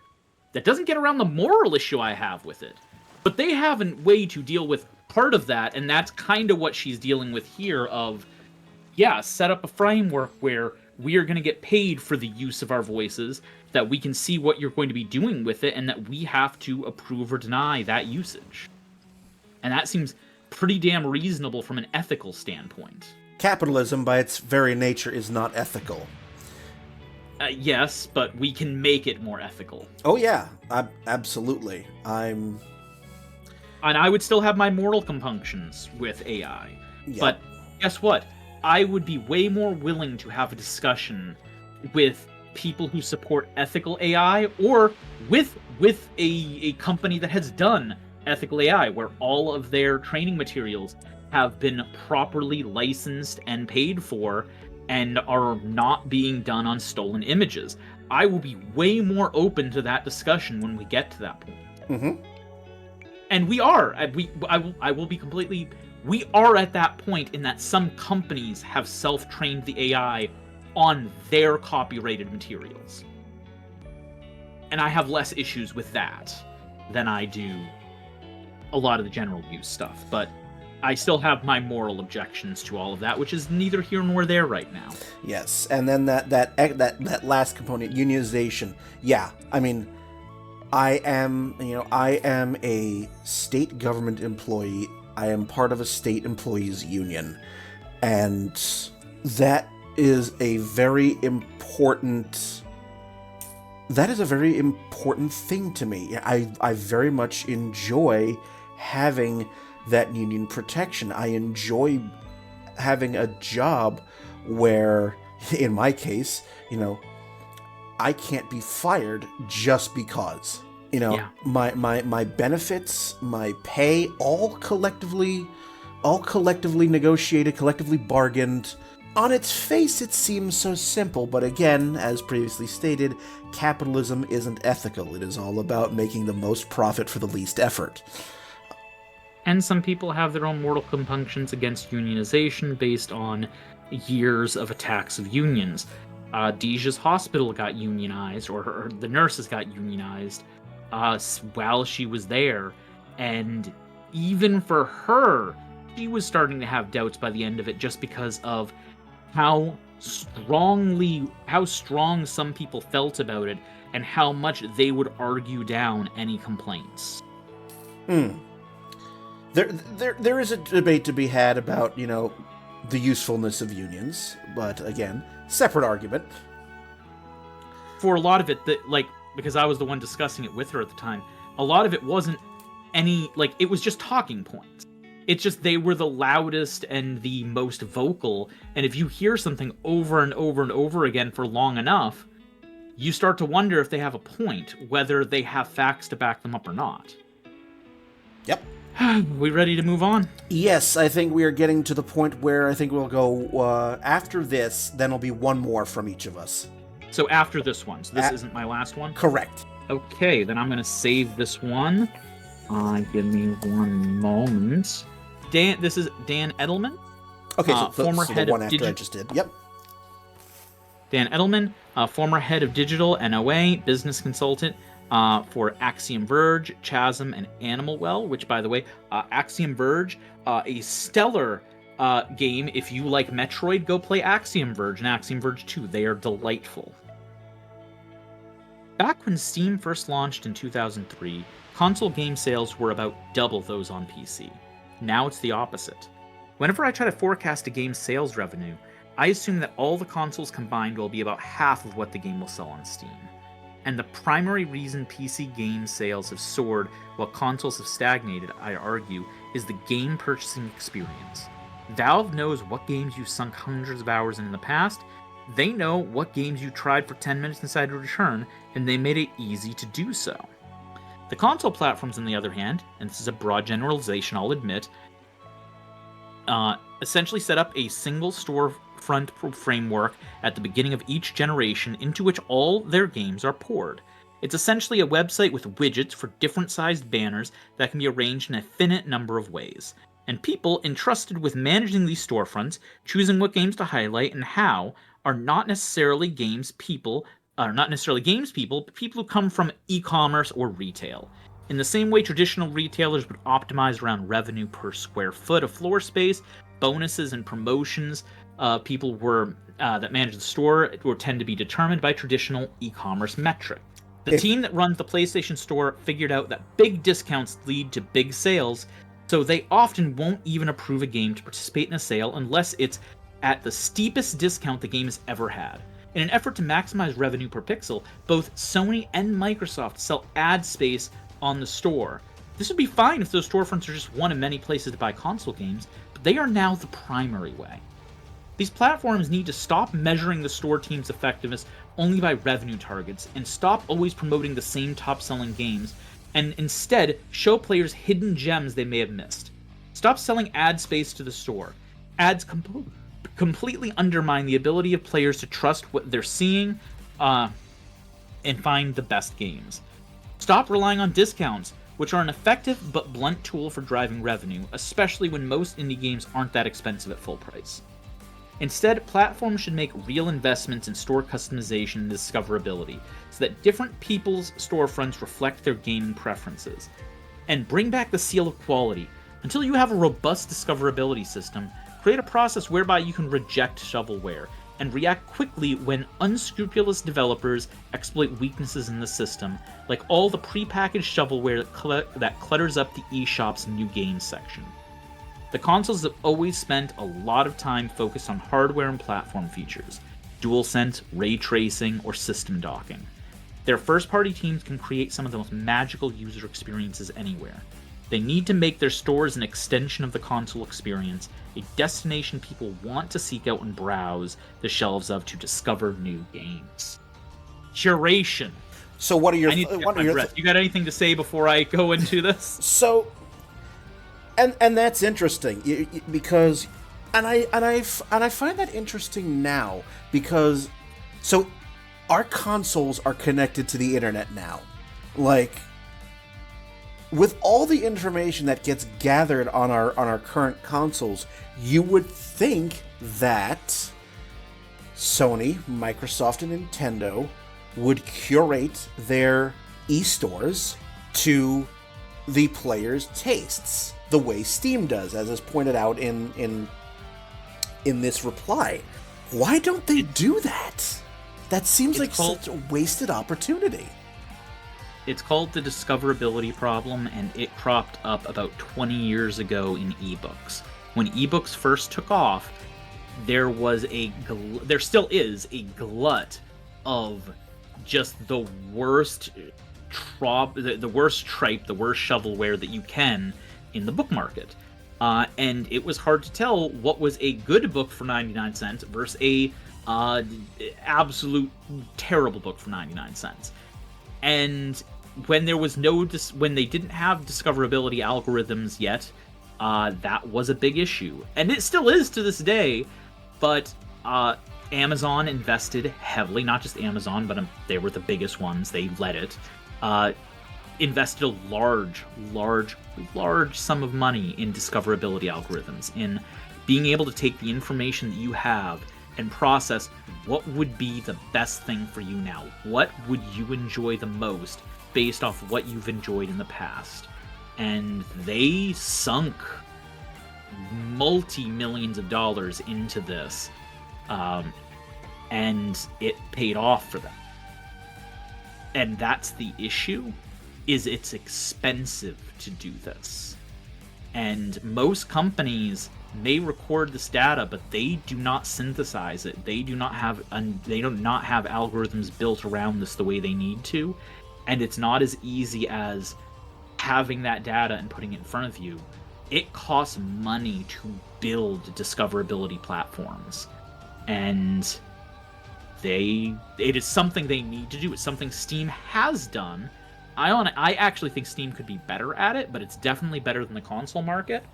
But every console needs to invest in their discoverability platform, in their store, and its recommendation algorithm. And they need to be able to use that to push down the lowest common denominator shovelware games that are of no value. Mic drop? Yeah. So there's a feature on Steam that I really, really enjoy, and it sort of dovetails to that whole idea of discoverability. There is on Steam, if you go on, anytime you go on to their main store page, they have what's called a discovery queue. Yeah. And I've used that before. What? I said I've used that before. I use it from time to time, and some of the games that have shown up on that queue have just been, because it always winds up being a nice mix of like either major games, games that have similar themes or play styles to games I've played before. There's occasionally a couple that are just like, yeah, nope, not this, not my game. But yeah, I wish that it was more of a thing, because yeah, it should. Every time I try to navigate the PlayStation, money they're leaving on the table. Yes. Every time I browse through the PlayStation Store on my PS5, it's a nightmare. Here's the two big issues. One is short-term thinking. This requires a substantial monetary investment to build and curate and to get set up. And it will pay off. They will make more money because of it, but it'll take time to recoup that investment, and then time to make money back, to make this profitable enough to be worthwhile. And a lot of CEOs are unwilling to do that. When their term is shorter than the money they will be, but then it would take for them to make the money back, they're never going to do it. The Nintendo eShop, I think, is the worst of the bunch. For much of this, I mean, it is. It really is. I mean, it had this. I had the same issue with the Virtual Console on the Wii. It just there's a lot of garbage there. There is a lot of garbage there.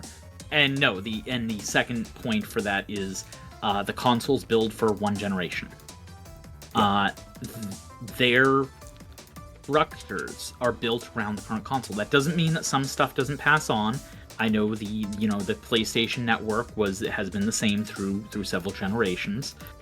Same with Xbox, but that they are not building these things assuming that they're going to be using the same structure forever. And investing in a complex algorithm that's going to cost them a lot of money that they may not use in their next console is a problem. I think this is less of a problem now than it was earlier. I think they are kind of locked in at this point with the current setup that they have.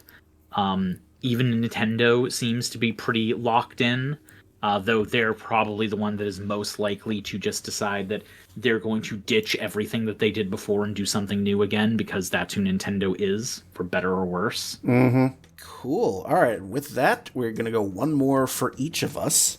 And so the last one I'm going to do is the reply from Caroline Marshall, the CEO and creative director of Interior/Night, which gave us Fahrenheit, Heavy Rain, and As Dusk Falls. Innovation always comes from small and medium-sized games, but for those to see the light, many projects need third-party publisher support that has been vanishing these past couple of years.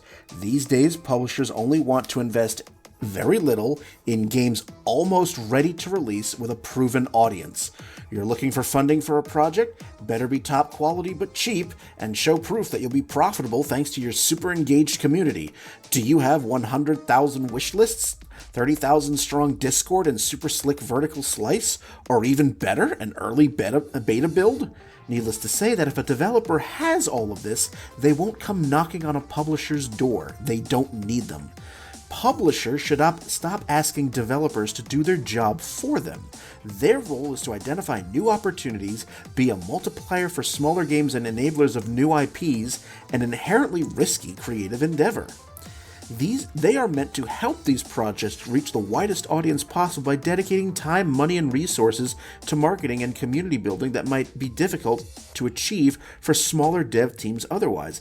As it is, they're leaving it to the platform holders, massive corporations with big, unpredictable strategy changes and little consideration for smaller, independent games. We just did an entire episode talking about the amazing third-party support that was on the Xbox 360 20 years ago. And what happened? Yeah. Where did that third-party support go? Where did it get to the point where publishers abandoned their reason for being? When their reason for being became too risky for them. That's ultimately what it comes down to. They said it right there. Yep. It is a risky, an inherently risky creative endeavor.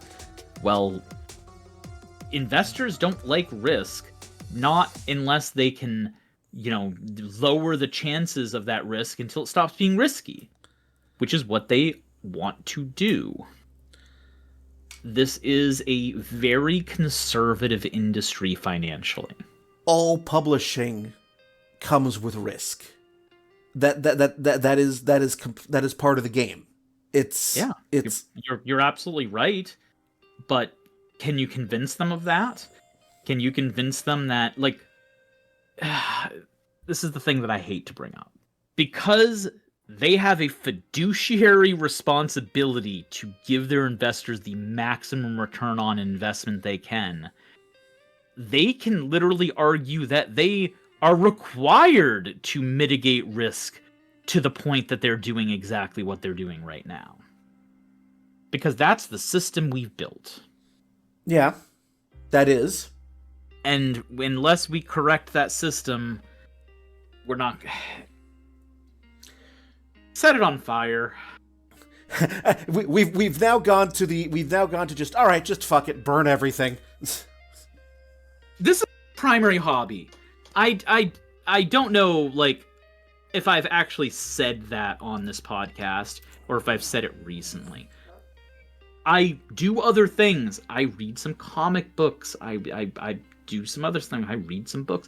My primary hobby, 90% of my free time where I am trying to relax, is spent in video games. This is what I do. And I'm tired of being disgusted of the industry that I love. I don't want it to burn. I don't want it to go away. I love a lot of what comes out. I even love a lot of what comes out in the AAA space. I know that's a difference between you and me on this, where I even enjoy a lot of the AAA stuff that's out there. But I cannot keep watching people's lives getting destroyed.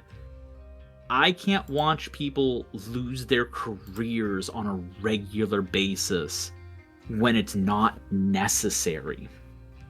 When all of this is unnecessary. It is demoralizing. And I think this is why so many gamers deliberately refuse to focus on this stuff and how and what's happening, because it would hurt too much to do so. And this is their escape from from the problems in their own lives. But by burying their head in the sand, they're supporting an industry that is bulldozing over people. I'm supporting an industry that's bulldozing over people. And it's hard emotionally to do that, and to try to be moral and ethical when there doesn't seem to be any good guys to support.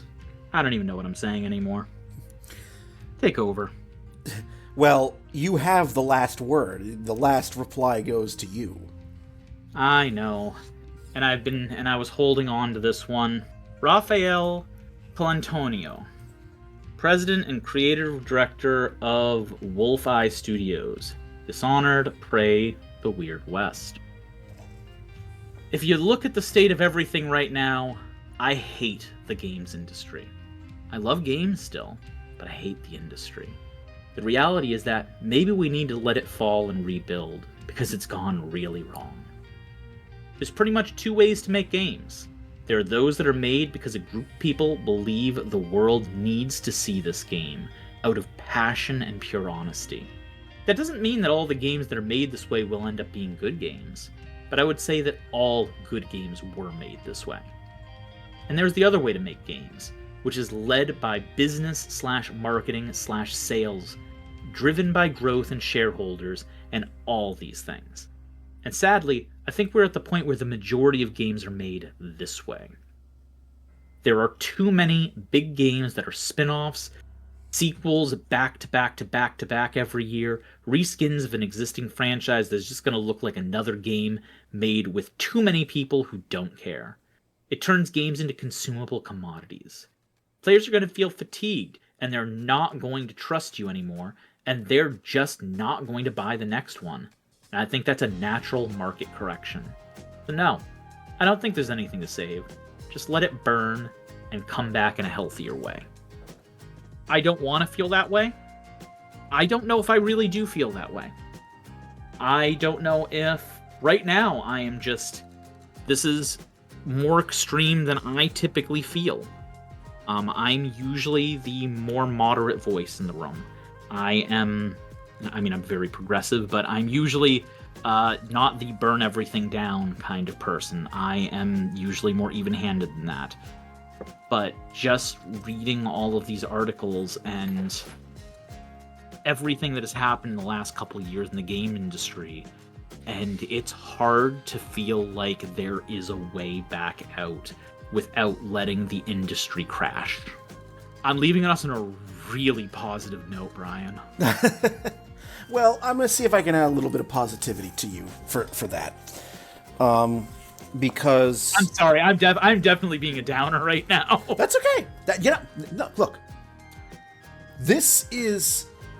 As I mentioned at the very top of the show here, I barely play AAA games anymore because I feel in some ways similar to this reply here, similar to Raphael here. That yes, but there is a flip side to this. So you have never been to a PAX convention? I have not. You've invited me several times. Well, I am hoping that next year we can actually do this, because I think you would get such a kick out of PAX East. But my favorite aspect of PAX East is going to the expo floor and walking up and down all of the indie booths. That PAX usually devotes a significant chunk of its expo floor to indie games. More so in recent years, ever since the bigger names decided that it was too much. Why do we need to go to a big convention when we can just do like a Nintendo Direct style performance, or like a press conference, or something like that? But fine, more indie games on the floor. Good for me.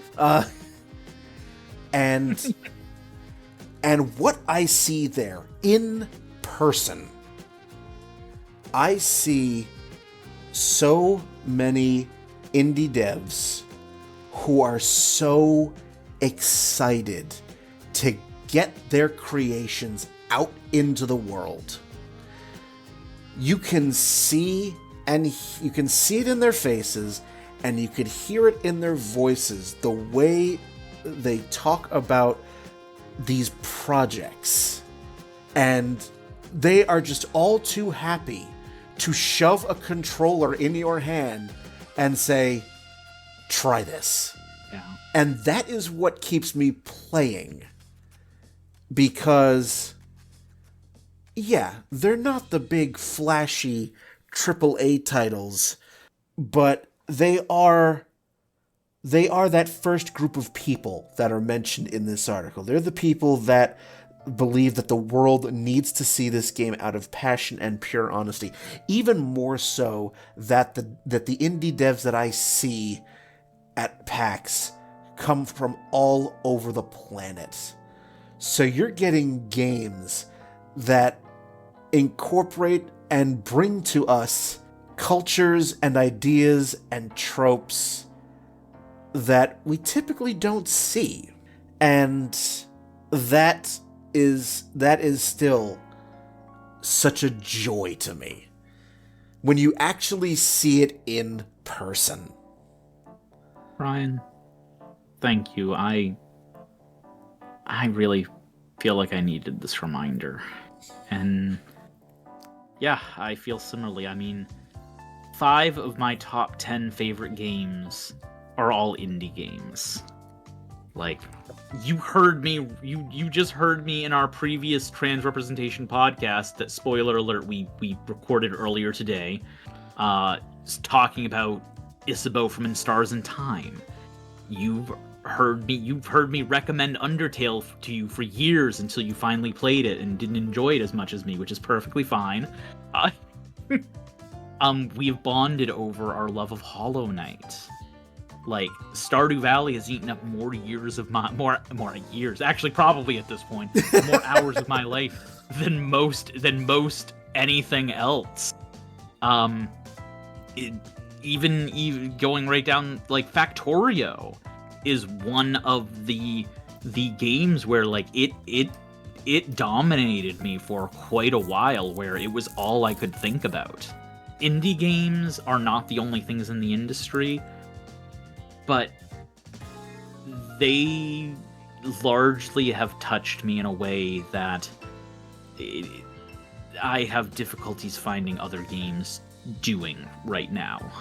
I am still reading In Stars and Time fanfiction since I played it a couple months ago. So, Yeah, like, thanks. it's... Yeah, I'm crying. Hey, that's okay. That's okay. I mean, I'm thinking of all of, like, my top 10 list, and I'm just like, Ori is up there for me. That's Moon Studios again. Hollow Knight, Shovel Knight, Yacht Club, all the Shovel Knight was on my top list of games. It got pushed out eventually, but it was there for a while. All the Transistor games, all the Supergiant games. Like, that passion is still there, and the industry definitely needs a therapist. I do not fully agree with the sort of the sort of kind of defeatist tone in that reply there. I don't fully agree with it, but I can definitely see where it's coming from. There's a lot of problems in the industry, as we have gone through now for the last couple of hours. And I think a point here is, we talk about the games industry. Is it really one industry, though? Because it doesn't feel like it. It feels like a bunch of, like a couple different industries in a trench coat. Because how much does indie gaming really have in common with AAA gaming? And even inside of AAA gaming itself, how much does a company that primarily does a single large franchise have to do with a studio that has a bit more diversity in its tactics, in what it does? Like, an industry is mainly based around what markets it's using. And I feel like the game industry has a couple different markets with different tiny industries focusing on each of them. Like, we don't consider supermarkets to be the same industry as a furniture store just because they both sell product. So I think that might be part of why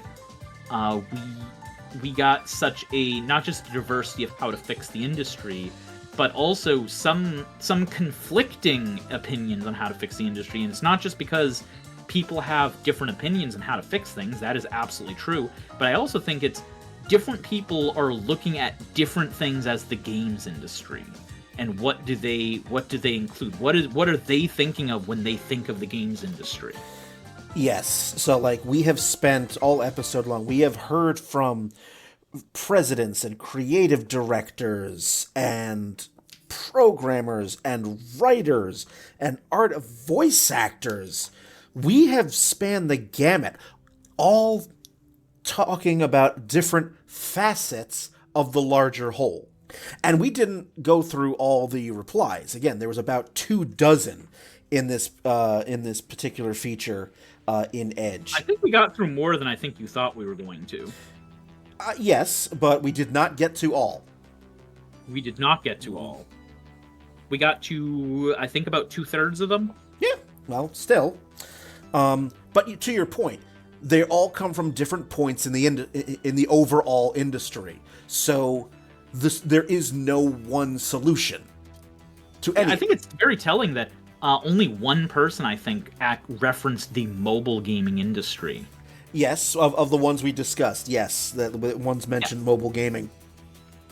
Yeah, but I mean, that's what I mean by, like, mini industries within it, because mobile gaming is one of the biggest segments of the industry, but it's not really at the top of a lot of people's minds, because I think for a lot of people, they don't really consider that part of the gaming industry, or at least not in the same way that AAA gaming is. Yep. So, and that just proves your point. It's such a multifaceted problem in a multifaceted industry. Exactly. So how to fix it? There's a ton of different ways. There's a ton of ideas out there, and it is going to... What will it take? Is it going to take... is it going to take we the gamers voting with our wallets? Is it going to take more ethically minded CEOs and directors and corporate executives? It's going to take everyone, really, but from beginning to end. The question is, are we willing to do it? Because it is very, very hard to look in the mirror and admit your own faults. So we'll see. I'll be honest, I want it to get better. I think it will, but I think it's going to get worse before it gets better. I don't think we've hit the point where the CEOs fully understand what needs to be done. Such is life. But I'd like to be wrong. Yes, I would absolutely like to be wrong as well. So, if any of you out there have any thoughts or opinions on this particular episode, or any other episode of downloadable content, or if you want to be in an episode or suggest ideas for future episodes, you can do all of that on the website, dlcpodcast.com. Every episode is there. There's a feedback button if you want to send us your thoughts. There's also upcoming recordings that I update from time to time. Whenever I'm ready to do a recording block, those get posted there. And all the episodes can be found also on Spotify. They can also be found on YouTube and also on Apple Podcasts /iTunes. So there we are. Thank you to Edge Magazine for this particular feature. Yeah, that was a very, very inspiring episode. Well done. Well done. They are a really good magazine. Yeah, this was excellent. They did it very... Like, this is the kind of reporting we need to see more of. Yes, absolutely. I'm very glad that I gave them money for a subscription. I'm enjoying it. So, all right. All it remains for me to do then is to thank my dear Veronica for being on this episode with me. So, until I see you all again, I'm Brian, and have a good one, everybody.